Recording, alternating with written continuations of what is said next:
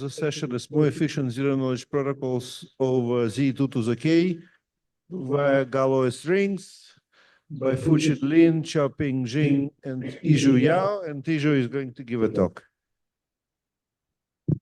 Okay, thanks for the introduction. Can you hear me? Is my voice clear? Yes. Okay, now I'm going to start. First, I'm sorry for not being able to attend the conference in person. And today I'm going to talk about our work, more efficient zero-knowledge protocols over Z2K via chlorines. This is a joint work with Fu Chenlin and Chao Pingxin from Shanghai Jiao Tong University. So zero-knowledge proofs for circuit satisfiability can be modeled by an ideal ZK functionality, such that given a public circuit C, it takes the input W from the prover and then tells the verifier whether W is a valid witness. And if a protocol realizes ZK functionality with malicious security, it is not hard to see that it satisfies completeness, knowledge soundness, and zero knowledge, which are the usual classical definitions of zero knowledge proofs. In particular, we focus on the case that C is an arithmetic circuit over ring C to the K, which models modern computations of modern computers. Let's first talk about pros and cons of working over Z to the K compared to fields FG to the K. Typical advantages are that, first, it is easier to emulate binary operations via Z to the K arithmetics. For example, we can do shifts easily. Also, it is much easier and cheaper to convert computer programs into circuits over Z to the K, and this avoids the efficiency gap of emulating Z to the K arithmetics by large field operations. In spite of advantages, there are challenges for designing protocols that work for Z to the K. This is due to that rings do not have nice structures as fields. For example, half of Z to the K elements are zero divisors, leading to that we can only use 2 points for Lagrange interpolations. Moreover, it is often the case that security analysis would be much complicated than fields. And reflected in the research, for fields, there are numerous efficient zero-knowledge protocols and many paradigms. For example, Pinocchio within linear PCP, Limbo in the MPZ head, Virgo as an IP-based snark, Marlin and Breakdown are LP-based snarks. Also, we have Quicksilver and Ant-Man, which are based on vector LE, and so on. However, given the width and the depth of known results for field, current state for Z to the K leaves too much to be desired. Only a few of them have been generalized to rings, and many benefits are not inherited through the adaptation. Basically, it seems very hard to achieve zero-knowledge proofs for rings as good as fields. Among them, the most compatible paradigm should be the vector OLE-based one, with mozzarella as the state-of-the-art. So in this work, we propose a more efficient zero-knowledge protocol than mozzarella, which inherits most of typical advantages of vector OLE-based zero-knowledge proofs. In summary, it has a constant computational overhead and small linear communication. As you can see in the table, the concrete communication per multiplication gate slightly grows as the security parameter increases. In fact, it is independent of the security parameter in an asymptotic sense. Also, our work is constant round memory efficient, public coin, and has UC security. Moreover, we can apply the vector OLE in the head technique and get a publicly verifiable non-interactive zero-knowledge proofs for rings. And as a side contribution, we also propose a designated verifier zero-knowledge with sublinear communication and quasi-linear computation. the details are referred to the paper. And before diving into techniques, let's briefly review the framework of vector OLE-based zero-knowledge proofs. So vector OLE is a functionality that receives from the sender two vectors, MAC text M, values X, and receives from the receiver a global key delta. Then it returns the linear evaluation K to the receiver, where K is referred as a MAC keys. Essentially, vector OLE can be viewed as a linearly homomorphic MAC or equivalently a linearly homomorphic commitment, and the linearity is directly implied by the following equation. So basically, vector OLE-based zero-knowledge proofs follow commit and prove paradigm in the sense that the prover first commits to all intermediate where values, and then proves to the verifier the satisfiability underneath the commitment. Hence, it suffices to design procedures for opening, checking opening of zero, and checking multiplications. In addition, we have a standard reduction from the chosen input vector OLE to random input vector OLE, and this essentially allows to divide the vector OLE-based zero-knowledge protocols into two phases, like many multi-party computation protocols. In the offline phase, the two parties generate random vector OLE correlations. Then in the online phase, they turn pre-generated correlations into max of the circuit values so that the prover can prove the statement.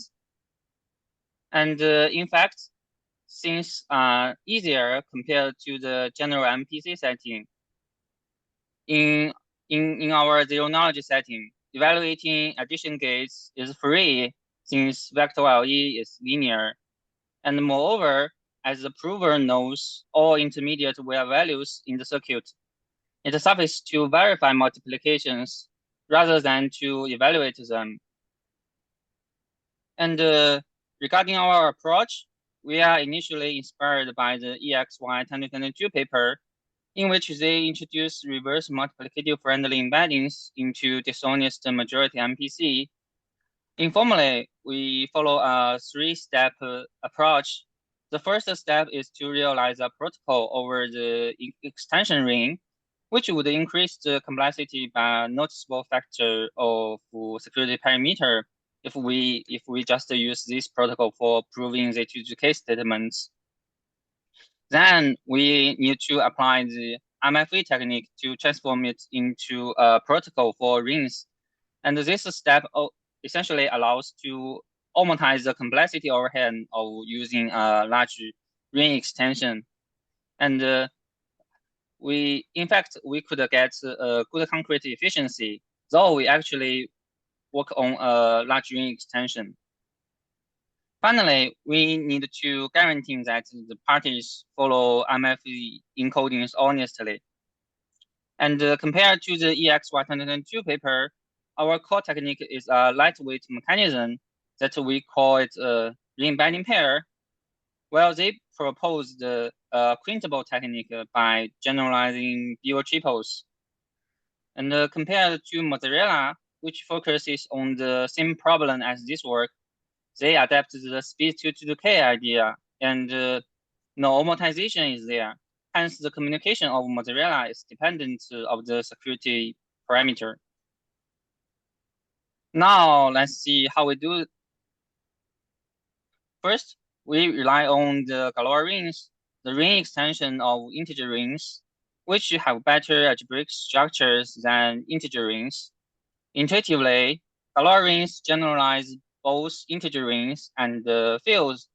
And in general, we have the isomorphism that the quotient ring of GR modulo P is isomorphic to the field Ft to the D. Hence, somehow, one can think that a Galois ring contains a field. Also, we have a Galois ring analog of the well-known Schwartz-Zippo lemma, which means that we can analyze security similarly to the field cases. And we also rely on MFEs. So an MFE is a pair of two linear maps, phi and psi. Intuitively, phi packs a batch of ring elements to its extension, on which we can do one multiplication. And then we can apply the map psi to do the unpack and get the correct results of rings. In addition to the definition, MFE also have other very useful properties. For example, we can always assume phi maps an O1 vector to 1. Hence, we have that the direct sum of kernel of psi and the image of phi is actually the Galois ring extension. Moreover, existing results show that the ratio of MFE packing is only a small constant. So asymptotically, MFE will not introduce any overhead in communication. And following our methodology, we first construct a Galois ring analog of the Quicksilver protocol. Then we convert it into a zero-knowledge protocol for rings. And for simplicity, we first assume that the prover follows MFE encoding honestly, so that all maxed values are now in the image of phi. Then the main task here is to design an efficient procedure for verifying multiplication on maxed values. Note that here the multiplication is not the school book one. And finally, we need to do the image check, namely guaranteeing that all maxed values are in the image of phi. Actually, the main obstacle is that MFE only preserves one-time multiplication, and basically we can only multiply elements that are in the image of phi. And our core observation is that we can re-embed or project a Galois ring element to the image of phi by revealing the projection on the kernel of psi. However, we found that directly revealing this might leak information about the multiplication gates inputs x and y. So our approach is to prepare random MAC pairs of A and tau A. Here, tau denotes the re-embedding map, and we call it a re-embedding pair. Then, by the linearity of max, we can do the re-embedding procedure. Specifically, given random re-binding pairs A and tau A to authentic and X, the prover sends delta, which is the difference of X and A, to the verifier. Then they can compute the MAC of tau X. Through this procedure, you can see that we always get a MAC value tau X, which is in the image of phi, no matter what X is. And for verifying multiplications, our re-embedding technique also works. First, we observe that the initial goal of checking multiplications is equivalent to the goal prime, where we first check whether x times y equals to z prime, and later re-embed z prime to z. So we incorporate the check mechanism of the Quicksilver protocol and our re-embedding pairs. Basically, we can check by the following equation, which is actually a vector OLE correlation. And this check leads to a soundness error of 2 to the d-1 by the Schwarz-Zippo lemma over Galois rings. Regarding the offline phase, to construct random re-embedding pairs, we follow the idea of construct and sacrifice. Specifically, we construct n plus kappa re-embedding pairs and later sacrifice last kappa pairs to guarantee that the first n pairs are honestly generated. The communication is linear in addition to preparing random vector equations, and the soundness can be negligible by setting sufficiently large kappa and d. Regarding the VLRE instantiations, we provide two methods.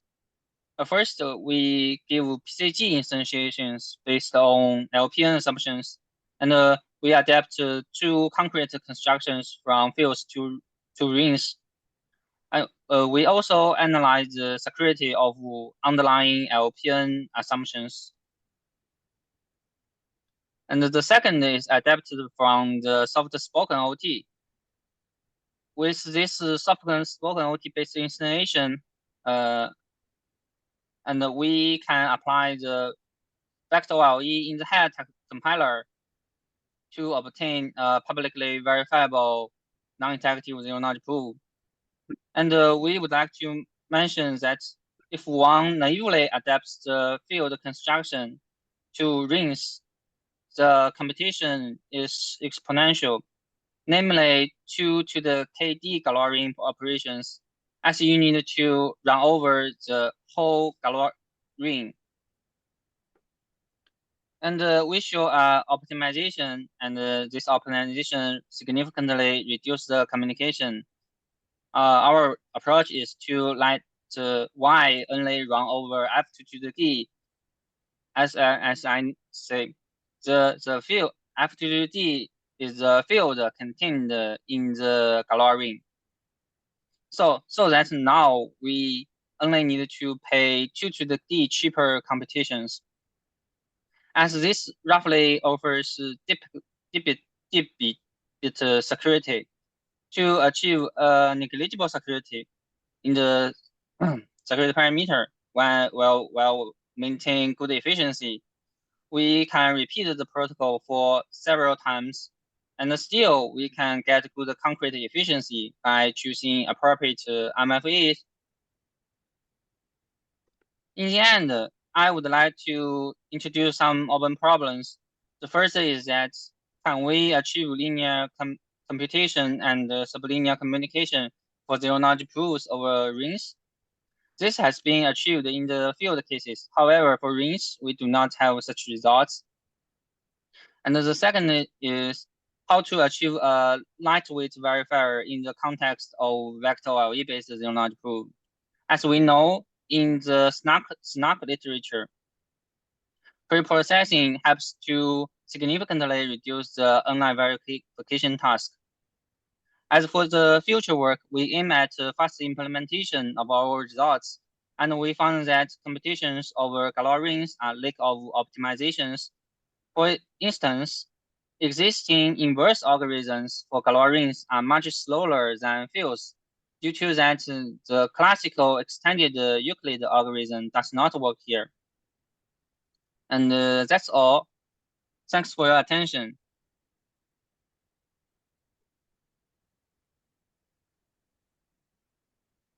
We have time for a quick question.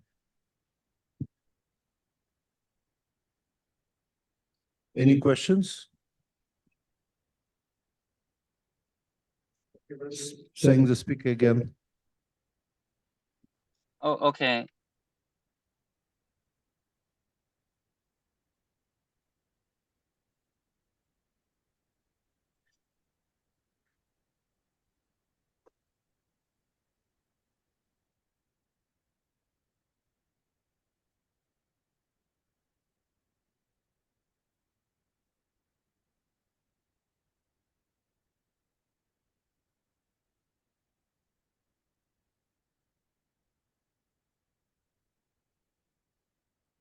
The next talk is by Noga Amit and Guy Rosblum.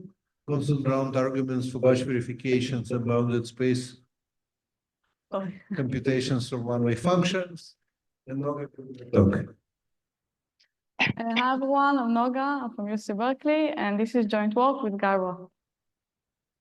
So today's talk is about proof systems, which you all know and love. We have an untrusted prover who wants to convince a weak verifier of some claim that input X belongs to a language L.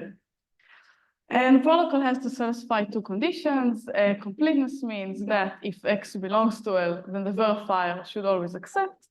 And sumness means that if X is not in L, then the verifier should reject with high probability.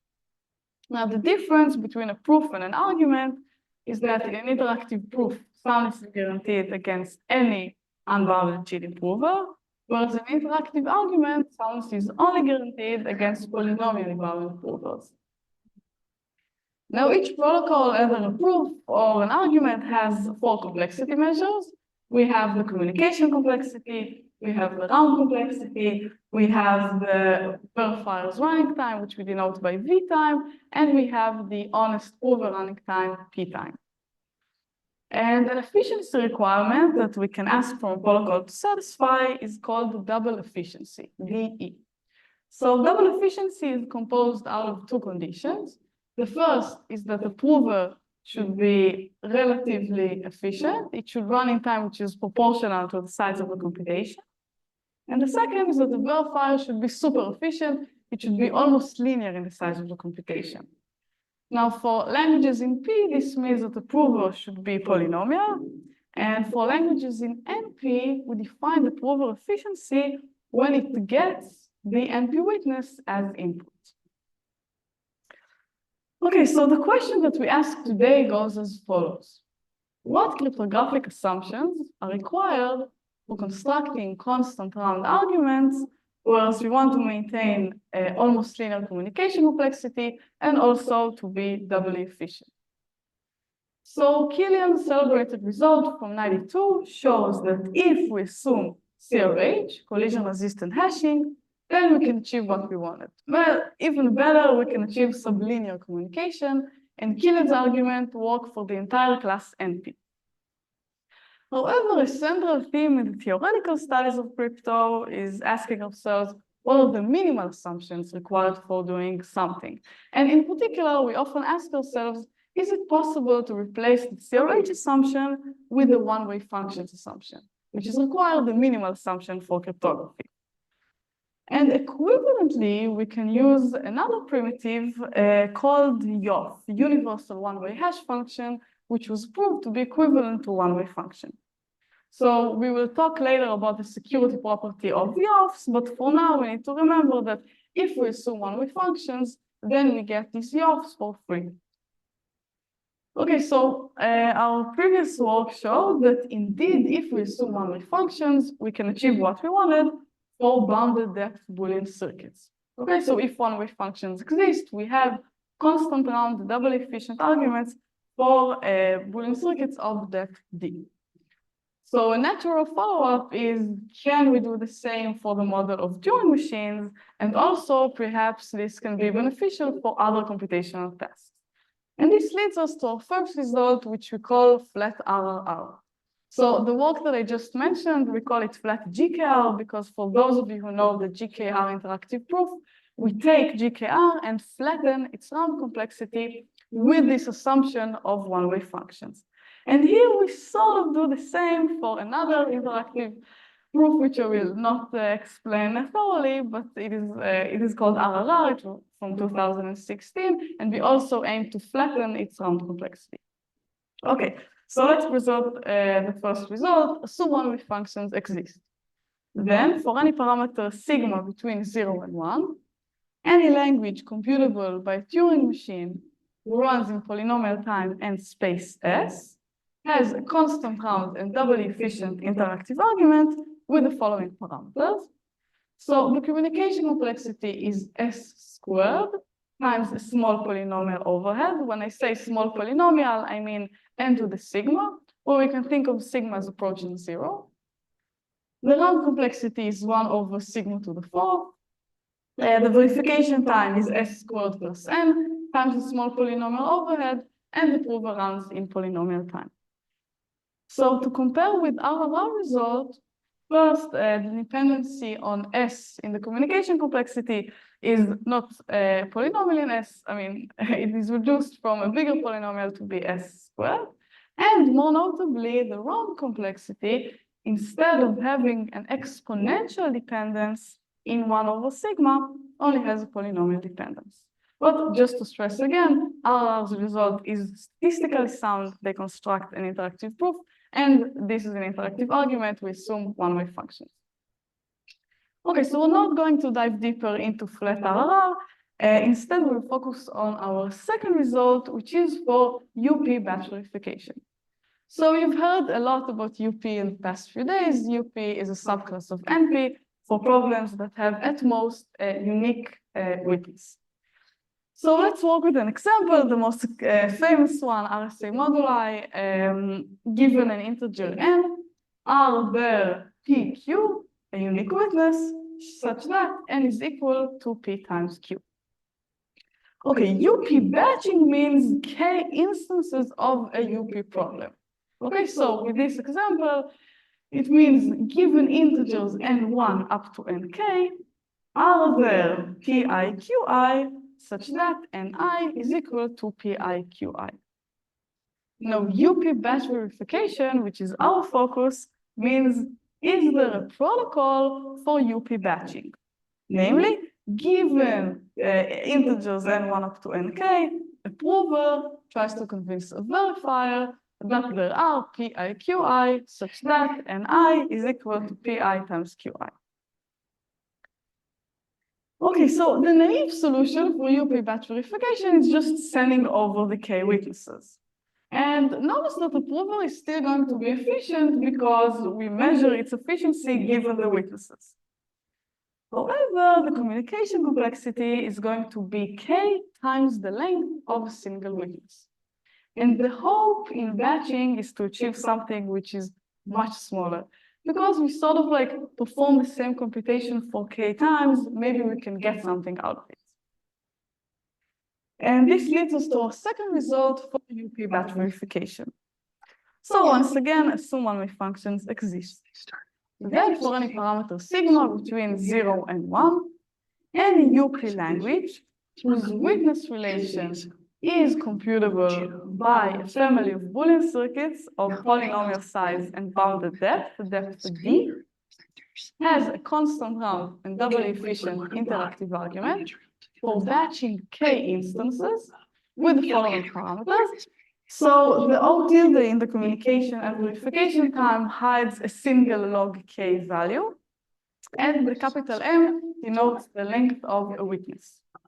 Okay, so the communication complexity is log k times m plus k times d times the small polynomial overhead. The round complexity is 1 over sigma cubed, and the verification time is as expected by the communication complexity, and the prover runs in polynomial time given the k witnesses. Now, what I want to highlight is that this is the first result that achieves both constant number of rounds and also quasi-linear dependence in the witness length. There is a long line of work for UP batch verification. All of these works are statistically sound and not only computationally sound like our work, but on the other hand, each one of them either has a super constant number of rounds or the dependence on M is more than quasi-linear. Okay, so our starting point is a YOF tree. This is a tool from FlatGKR, the previous work. What is the YOF tree? So imagine a working tree, but instead of instantiating functions with a CRH, like Killian does, we use YOFs, okay? These universal one-way hash functions. In fact, we need a different YOF per layer, and it turns out that if we do that, then a YOF tree is a targeted collision-resistant hash with local opening. Okay, what does that mean? So first, I say hash because the root is succinct. It is small compared to the original message X, which is much longer. And local opening is what you probably know. You can open a specific index in the message being committed to and not the entire string. And this is done by sending over the tree path. Now, I already used the term commitment. Okay, this thing is not an actual commitment because it has no hiding property. However, it has some binding property relaxed compared to the one implied by CRH. And this binding property is called targeted collision resistance. Okay, we call it this way. Okay, so how targeted collision resistance works, what does that mean?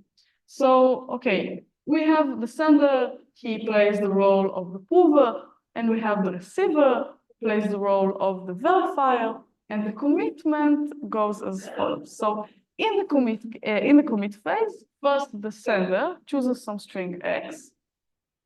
Then the receiver sends the jobs H1 up to HL. L is the depth of the tree.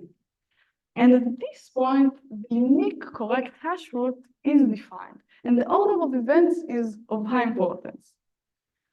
Then the sender sends over the commitment y tilde, which can be either equal to y or different from y, depends on whether the sender is honest. Now, in the local opening phase, the sender outputs a leaf index that he wishes to open. Notice this thing is even stronger than what we will actually need in the protocol, but even if we give the sender the option to open the index, where it is going to be most easy for him to cheat, still he is not going to succeed.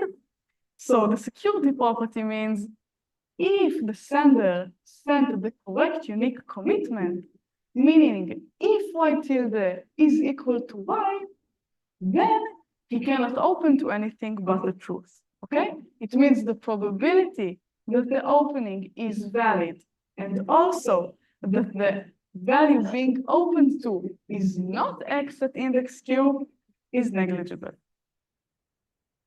Okay, so with these YOF trees in hand, we're ready to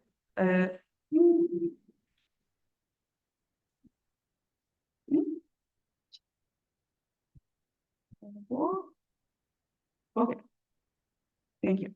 Okay, so we're ready to start overviewing the UP batch verification protocol. So recall our goal is given k inputs x1 up to xk. We want the verifier to accept if they all belong to the UP language, meaning if they all have witnesses, and to reject with high probability otherwise. So the protocol begins with the prover sending over these hash routes for the entire set of witnesses.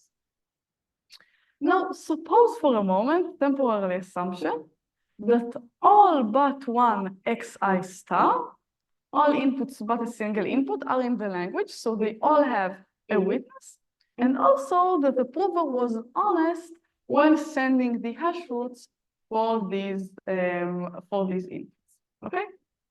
So targeted collision resistance implies that the prover is in fact committed to each of these witnesses, to each wi, where I is not equal to I star. Now, in the second step, the prover is going to send over the XOR of all witnesses. So he will write down all witnesses in a matrix, compute the bitwise XOR, and will send over the XOR value to the verifier. Now, whenever the prover will be asked to locally open index R, he will open the entire column. Okay, so instead of sending a single tree path, he will send k tree paths. And this means that the prover is going to be effectively committed to the I star row as well. And why?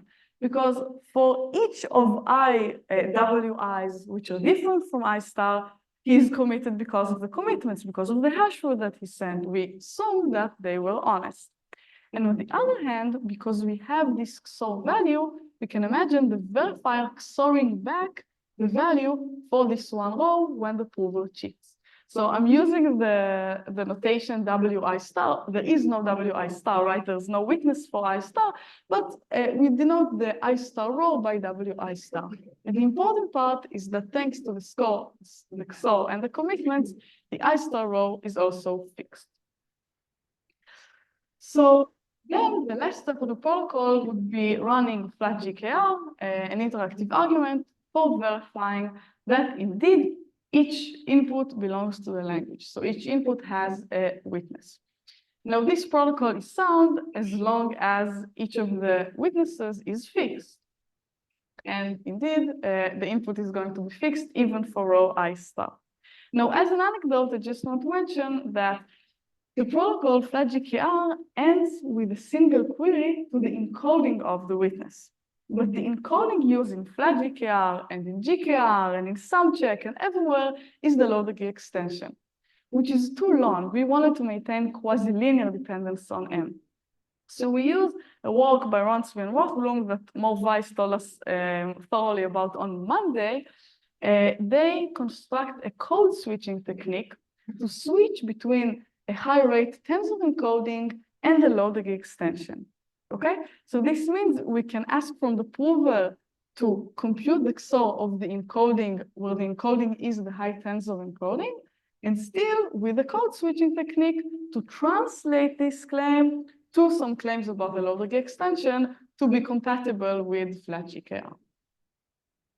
Okay, so since P is effectively committed to the I star row, is going to get caught when we execute this interactive argument. Okay, we had this assumption, we had to get rid of it. The trick is to make the verifier guess a subset of indices where this happens with high probability. Okay, so the protocol is going to start, well, actually, after the prover sends over the commitment, the verifier is going to guess a subset where this holds with high probability, and then they will execute a protocol with respect to this subset. Okay, so to wrap things up, let's go over the protocol again. So at the first step, the verifier samples the YOFs to instantiate the commitment scheme. He sends them over to the prover. The prover responds with hash roots, Y1 up to YK, for each of the K witnesses. Only then the verifier samples a subset I of indices, where the guarantee holds with high probability. And the prover sends over the XOR value of each of the witnesses included in the subset. And the last step would be the prover and the verifier interactively executing the flat GKR protocol to verify first that Xi, that the Wi is a good witness for Xi, and also that Yi is the correct commitment, the correct hash root of Wi. And the protocol is going to end with the verifier asking from the prover to open a single index. And then the verifier will check that the openings are all valid and consistent with the XOR value. And just to highlight again, the only step in the protocol where we had dependence on the witness length was step 4. And since we use the high tensor encoding, we maintain quasi-linear dependence on the witness length. Okay, so to sum up, we saw that one-way functions imply these targeted collision-resistant hash with local opening, and these in turn imply constant round arguments for bounded depth computations, and today we saw for bounded space computations as well, and for batch verification for UP. And the burning open question is, can we lose the dependence on the depth of the circuit and the space of the machine, and get arguments for the entire class P? And maybe this is even possible for NP. That's it. Thank you very much.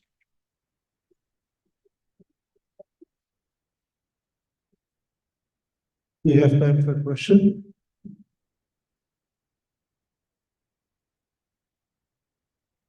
Okay, let's sing the speak again.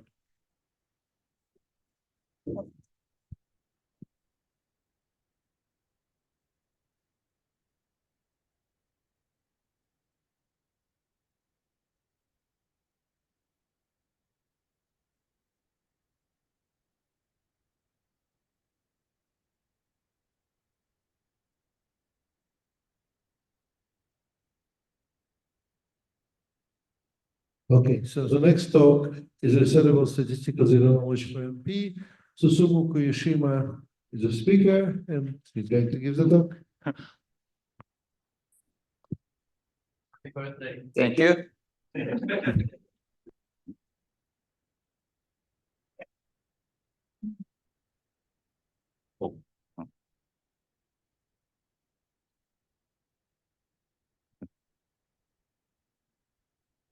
Which is next? Back, okay. Okay. All right, so thank you for the introduction. So I'm Susumu Kiyashima, and today I want to talk about the researchable statistical zero knowledge for NP. All right, so we already heard about the researchable zero knowledge in the first talk, so let me review the definition very quickly. So in zero knowledge argument, we have a prover and a verifier. Both of them have an NP instance X as a public input, and the prover also has a corresponding witness as secret input. And the goal of the prover is to convince the verifier that the instance belongs to the language without revealing any additional knowledge to the verifier.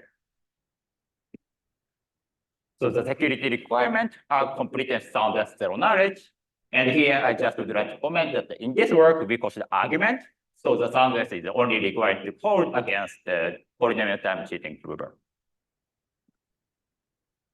And in this work, we consider a strong form of zero knowledge called resettable zero knowledge.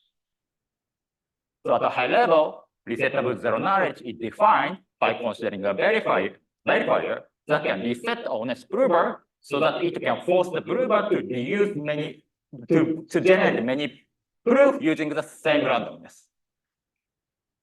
So in particular, we consider a general setting where the prover generates multiple proofs using the same prover randomness and potentially different statements and witnesses.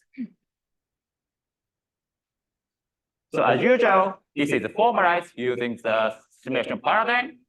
So we require that for any cheating verifier that can reset the honest prover, there exists a polynomial time simulator such that the simulator can view that is computationally indistinguishable from the real verifier view.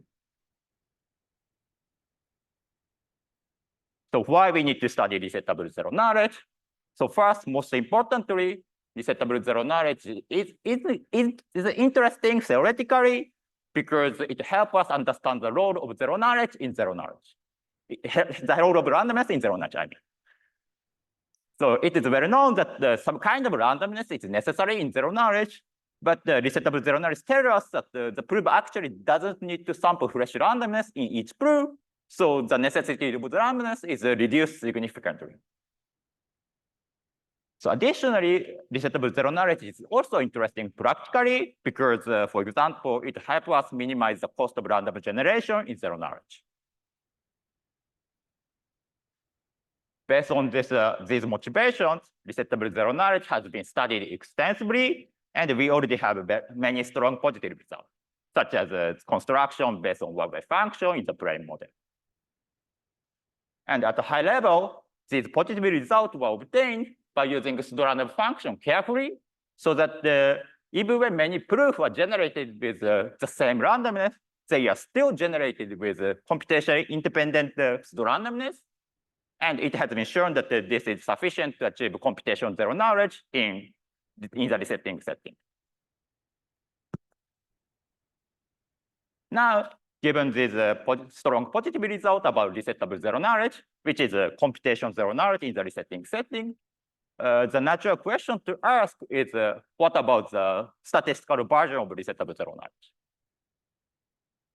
So based on this natural question, Garg, Ostrovsky, Visconti, and Wardier introduced the notion of resettable statistical zero knowledge, which is defined in the same manner as resettable zero knowledge, except that now the simulated transcript is required to be statistically close to the real verifier view. Unfortunately, even though the definition is modified only slightly, resettable statistical zero knowledge is known to be much harder to obtain than the computational resettable zero knowledge. So at a high level, the difficulty is that we need to achieve statistical zero knowledge in unbounded polynomial number of proof using only fixed amount of proof randomness. So in the computation setting, this difficulty can be overcome by using pseudorandom function so that we can expand the fixed amount of randomness into unbounded amount of pseudorandomness. But in the statistical setting, this approach doesn't seem to be helpful because pseudorandomness only guarantee computational security. Given this difficulty, it is probably very, very surprising to hear that the resettable statistical zero knowledge is known to be possible against 4 non-trivial languages. In particular, resettable statistical zero knowledge proof is known to exist for any language that admit hash proof systems, or more precisely, any language that have appropriate instant-dependent commitment. Given this nice, strong positive result, the next natural question to ask is, what about the resettable statistical zero knowledge for all language NP? And this is the question we ask in this work. All right, so let me explain our result. So in this work, we show that assuming the existence of one-way function, the existence of resettable static zero knowledge argument for NP is equivalent to the existence of witness encryption for NP. So recall that the witness encryption is a generalization of public key encryption, where we can encrypt any message using any NP instance X as the encryption key. And the resulting ciphertext can be decrypted using any corresponding witness as decryption key. Now, more formally speaking, our result consists of two theorems.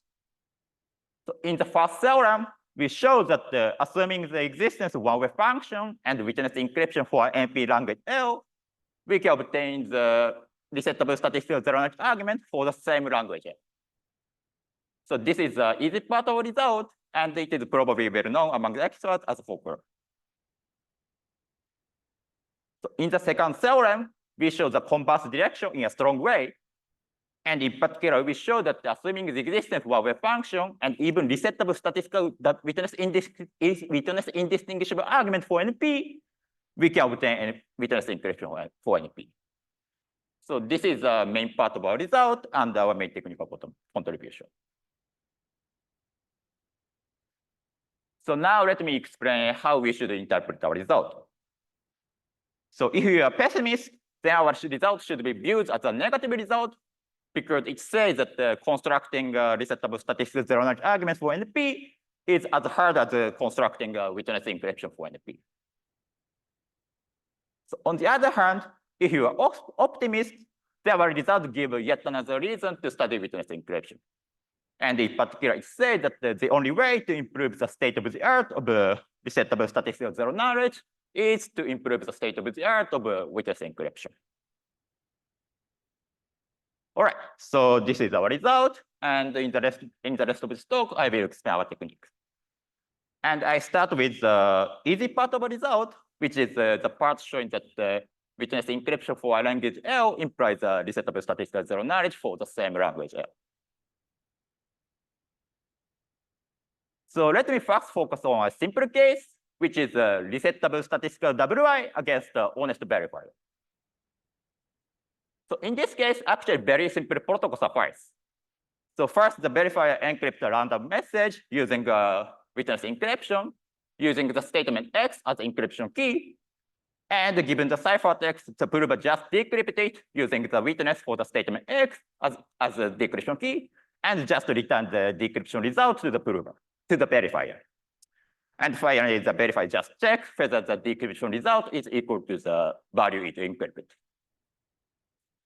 So it is easy to see that the completeness follow because the prover indeed can decrypt the witness encryption, and the soundness follows because when the statement is false, the witness encryption hides the plaintext. And the key point for the resettable statistical WI is that in this protocol, actually the transcript is independent of the witness that prover uses. So in particular, when this protocol is executed with two different witnesses, the prover still obtains the same plaintext from the witness encryption. So the reply from the prover is indeed independent of the witness. So this protocol is trivially statistical with WI, and since in this simple protocol, the prover is deterministic, it is also resettable statistical WI. Now, given this simple protocol, we can obtain a full-fledged resettable statistical zero knowledge against the malicious verifier by just using a non-transformation to enable a simulator to obtain a trapdoor, even against malicious verifier in the resetting setting. So given this very nice, powerful transformation, it is relatively easy to obtain resettable zero knowledge, resettable statistical zero knowledge from witness encryption. So this is the easy part, and I'll next go to the hard part, which is the part showing that the resettable statistical WI for NP implies witness encryption for NP. So in this part, our main technical contribution is a lemma showing that the witness independent transcript property, which we have just seen in the previous slide in our witness encryption based protocol, is actually a necessary condition for resettable statistic WI. So in other words, we show that if an interactive argument is a resettable statistical WI, then when this protocol is executed with two different witnesses and same prover randomness, the prover generates the same transcript with high probability. So given this lemma, we transform a resettable statistic WI for NP into another primitive called the predictable argument for NP. And then we use yet another node transformation to obtain witness encryption for NP. So our main technical part is the transformation from resettable statistic WI for NP to predictable argument for NP. So to explain more detail, let me first explain what predictable arguments are. So at a high level, predictable argument is an interactive argument such that the verifier can predict every prover message that honest prover will send by using its secret key. So a classical example is an interactive proof for graph non-isoformism by Goldar, Himikara, Wigderson. So recall that in their proof, the verifier just sample a random graph that is isomorphic to one of the two graphs given in the statement, and just ask the prover to guess which of the two graphs were chosen. So indeed, you can see that the prover can, the verifier can predict which of the bits the prover will reply by using its secret key. So the security requirement for the predictable argument is the standard completeness and soundness. And it is known that any predictable argument for NP language L is equivalent to witness encryption for the same language. So as I said earlier, in order to obtain witness encryption for NP, it suffices to obtain a predictable argument for NP. Now let me explain how we obtain a predictable argument for NP from resettable statistical WI for NP. So at a high level, we construct a predictable argument for NP language L by using a resettable statistic WI argument for a related language. So in particular, we consider our language L hat, which just says that either the statement F given in the first half of the instance is true, or the language the string R that is given in the second half of the instance is a pseudorandom string. So more concretely, our predictable argument proceeds as follows. First, the verifier runs the resettable statistic WI argument in the head.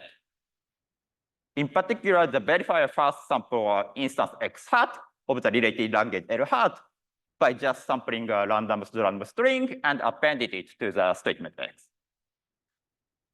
Now, the verifier runs the resettable statistic WI argument in the head by emulating both the prover and the verifier for the instance X hat, using the witness for the fact that the string even in the second half of the X hat is a pseudorandom string.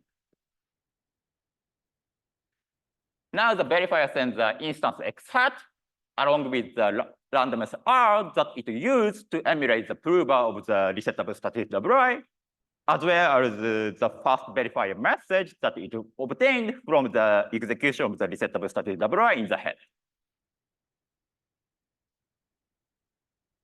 Now, given these values, the prover replies with a message that it computed by emulating the prover of the resettable statistic WI.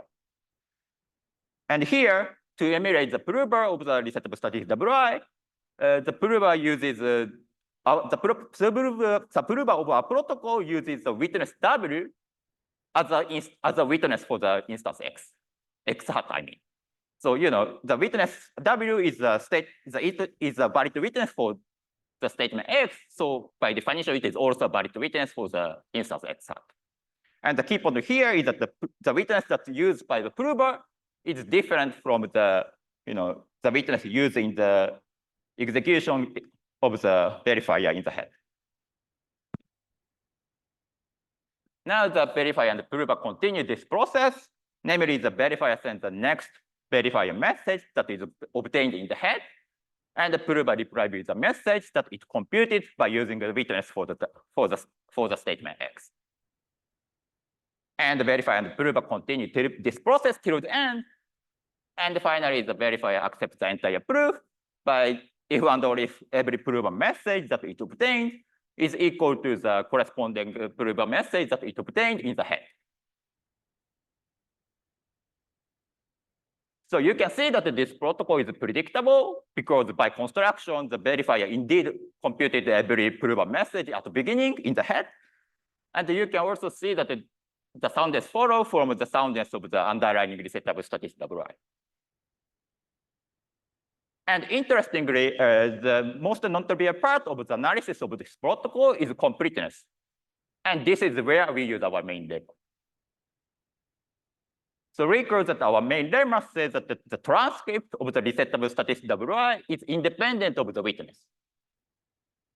So even though in our protocol, the prover and the verifier use different witnesses to emulate the prover of the resettable static WI, they still obtain the same transcript. And this is the reason that our protocol satisfies completeness. Now, I guess many of you are now wondering how we prove our main lemma. And unfortunately, I don't have enough time to explain the detail. So I just briefly mentioned that the proof is not so complicated. Basically, we show that if the witness independent transcript property doesn't hold, then we can break resettable static WI. So the key point is that if the witness independent transcript property doesn't hold, there are two witnesses with which the prover generates different transcript.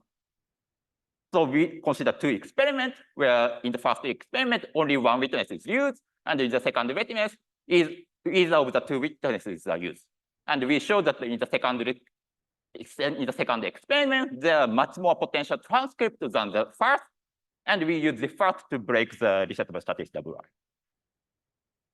All right, so to conclude, in this work, we show equivalence between resettable static zero knowledge for NP and witness encryption for NP. And our main technical contribution is the fact that the even resettable static WI imply witness encryption. So this concludes my talk, so thank you very much.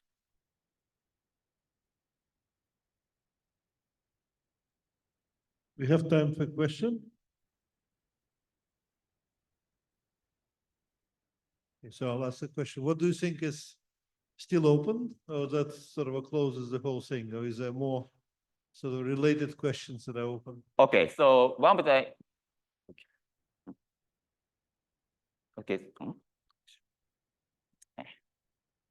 So an interesting open question is that we can consider a weak form of resettable static zero knowledge, where the prover always uses the same statement of witnesses.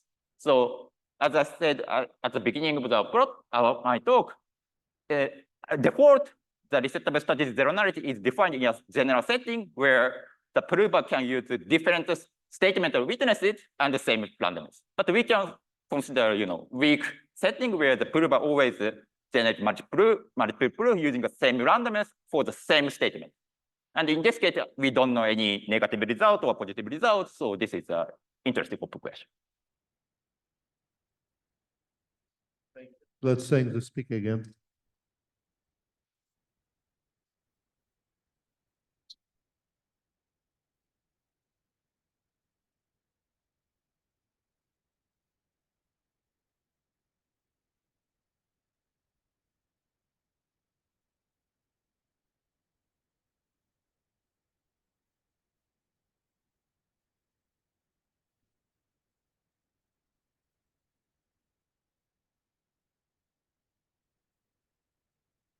Okay, so the last talk of the session is non-interactive zero knowledge field from LPN and MQ, and it's Huang Dao, Ayush Jain, Zhengju Jin, and Zhengju Huang will give a talk.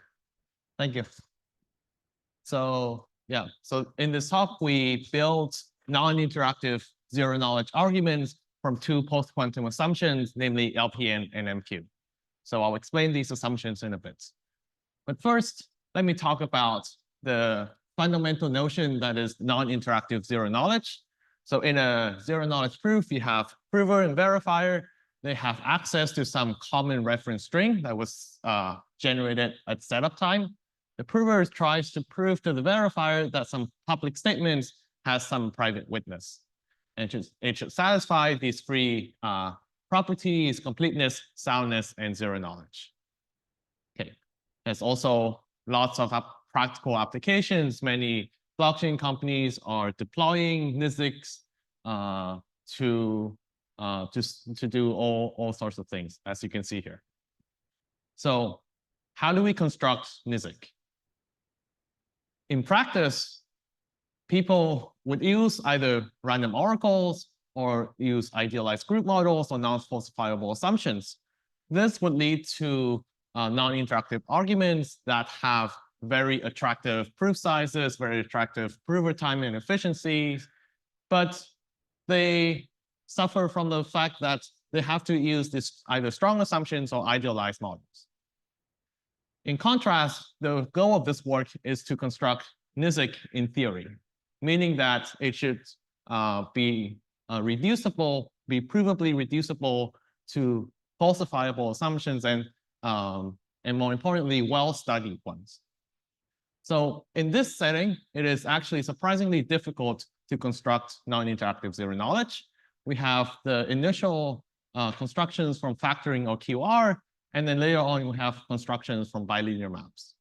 But then there is this sort of almost 10-year gap where we don't know any other constructions, and then this barrier was broken through by leveraging what is called correlation intractable hash functions. I'll also explain that in a minute. And the upshot is that this enables constructions for a whole bunch of other assumptions, such as LWE, DDH or DCR plus LPN, or just sub-exponential DDH. So this was a hugely interesting breakthrough at the time. But if you look at the current landscape and look at whether any of these constructions are post-quantum secure, then the LWE one is the only construction. This work hopes to change that landscape. But first, let me talk about why should we care about achieving new post-quantum NISICs. The first is that there are just a lot of primitives that we know to achieve from lattices, but we don't know how to achieve from any other post-quantum assumptions. And this would help us diversify our constructions and hedge against cryptanalysis. Secondly, we would like to achieve NISIC under somewhat weaker assumptions.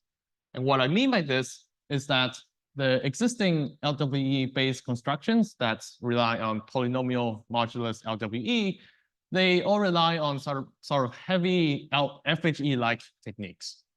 There's also a very exciting recent work by Brett Waters.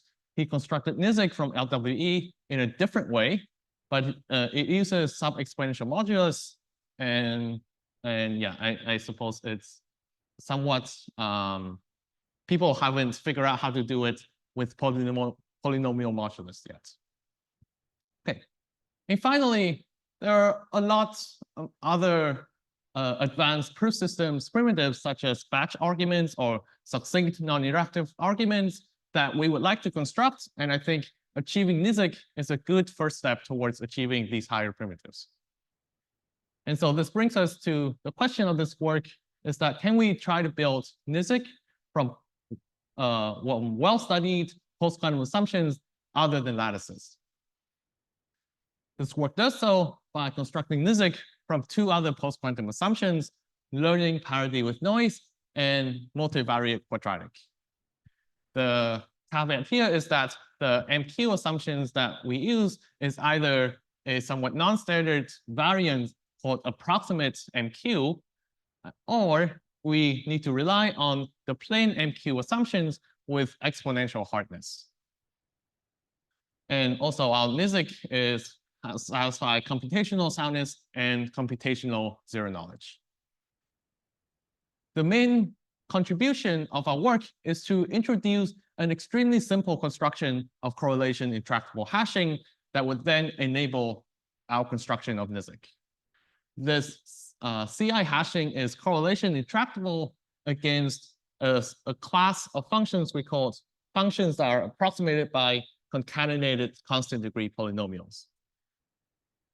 And its proof of correlation intractability reduces to this MQ, approximate MQ assumptions in a very simple and direct manner. Finally, if we want to upgrade this Nizic constructions to have statistical zero knowledge instead of just computational zero knowledge, then we can also do so assuming a new assumption called dense sparse LPN that I presented on Tuesday. And roughly the upshot is that it implies this lossy PKE schemes with better properties in the scheme that we could get from just LPN. Okay, so just to recap, our work gives give a new construction of Nizic from purely post-quantum assumptions and gives an alternative to the lattice-based constructions. Okay, so for the rest of the talk, I will first recall the framework of building Nizic from correlation intractable hash functions. Then I'll describe our new hash functions from approximate MQ that is correlation intractable against a good enough class of functions. And then finally, I'll explain how we put things together to achieve Nizic. Okay. So the core of the correlation intractability framework is that you choose a sigma protocol with good properties, and then you try to apply Fiat-Shamir to that protocol. The protocol that we use in this work is, say, this Blum's Hamiltonicity protocol. You want to prove that a graph G contains a Hamiltonian cycle H. This is an NP-complete problem. Okay, and the protocol proceeds very simply.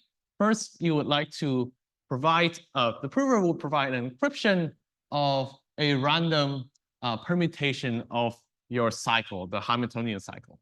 And then the verifier is going to send a challenge. And then the prover, depending on the challenge, whether it's 0 or 1, is going to do one of two things. It's either going to reveal the permutations and the non-edges of the graph, or it's going to reveal all the edges of the Hamiltonian cycle properly permuted. And the verifier is going to do those checks.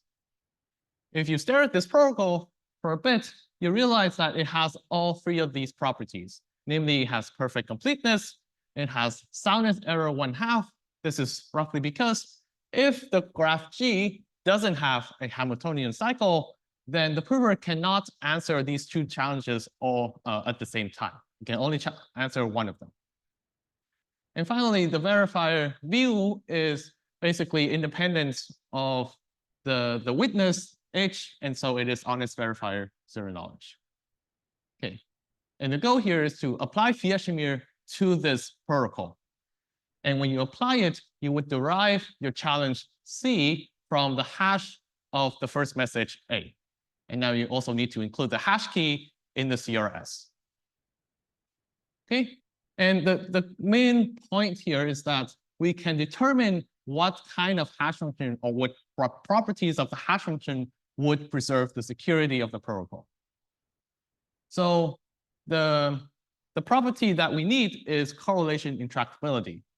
And it roughly says that for a given relation R, a function H is correlation intractable if X and H of X is in the relation R with negligible probability.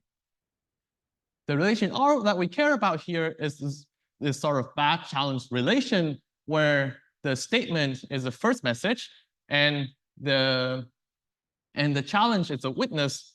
And the relation is that this challenge somehow can lead to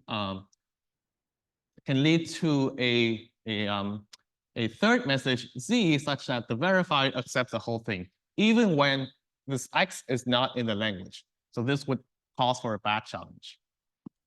Okay, and finally, in this particular protocol, we chose it because this bad challenge is unique and it is efficiently computable given the secret key for the encryption scheme. You basically just decrypt the first message and then you check if the first message contains a cycle or not. Okay, so the goal here now becomes we will try to build hash functions that are CI against this bad challenge function. The problem is that in our eventual construction, we cannot achieve it for this particular bad challenge function, we need to simplify it first before being able to build CI hash against it. So we simplify it using a prior framework of Rakursky, Coppola, and Moll that says it is sufficient to get CI against a much simpler class of functions, namely functions that are roughly approximatable by constant degree polynomials.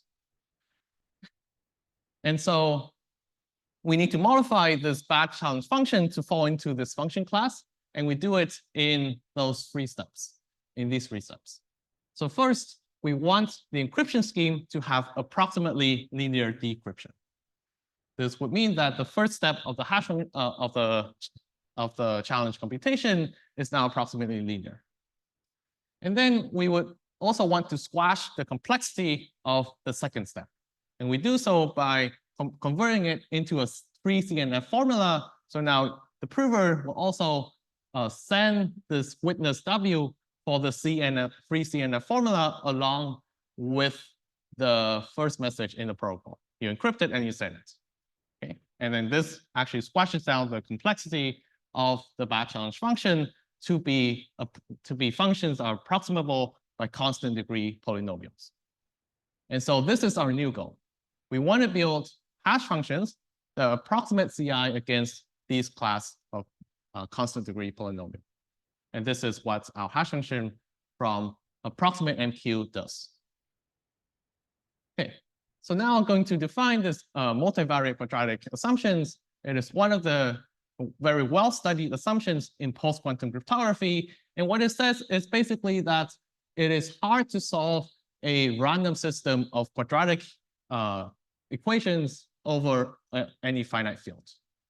Here we can even take finite field to be the binary field. This problem is very well studied, and it is secure if this m is between square root of n and n squared.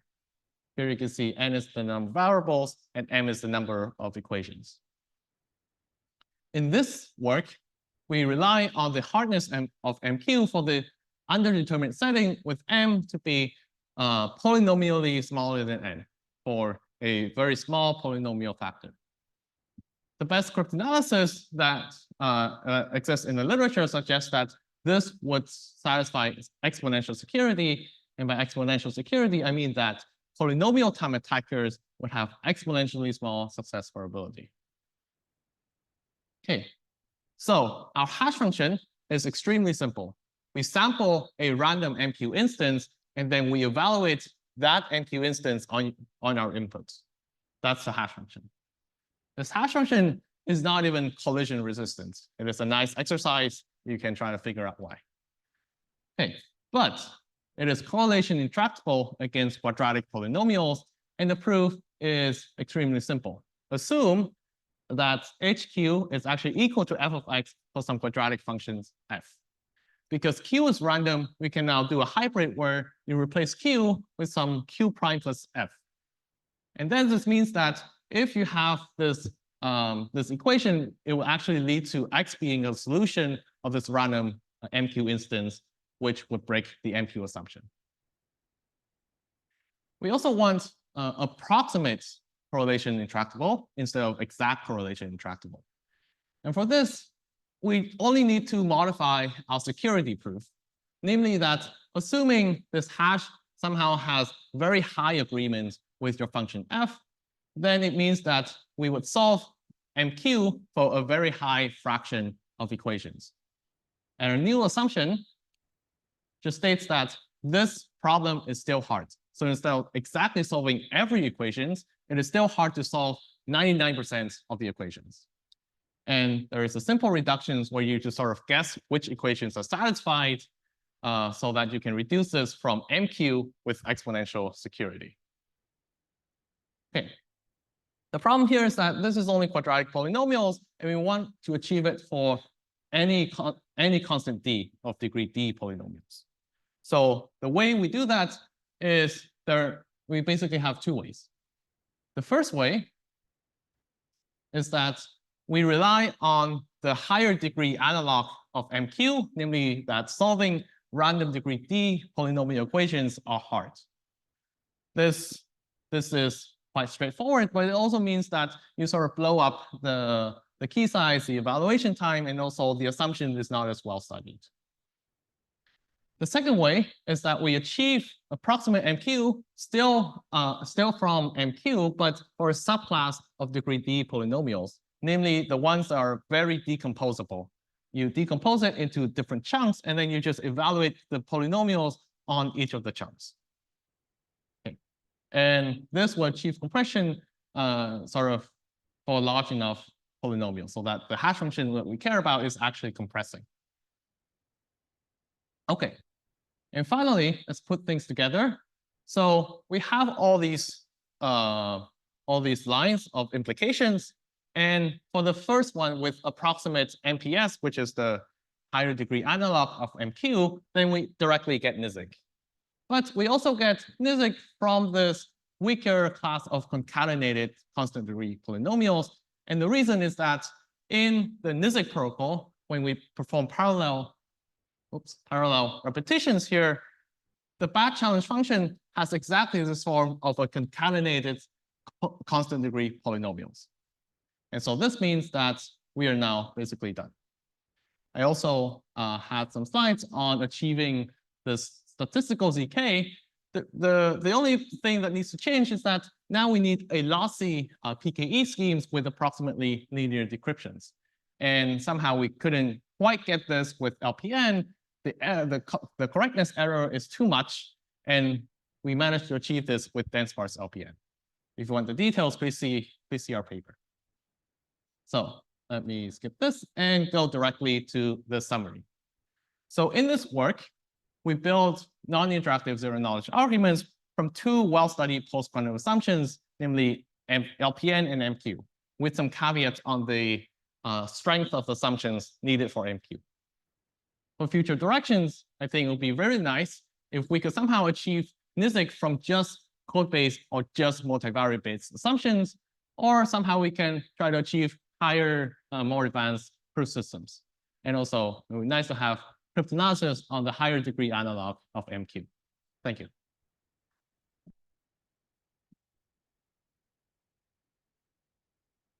Questions?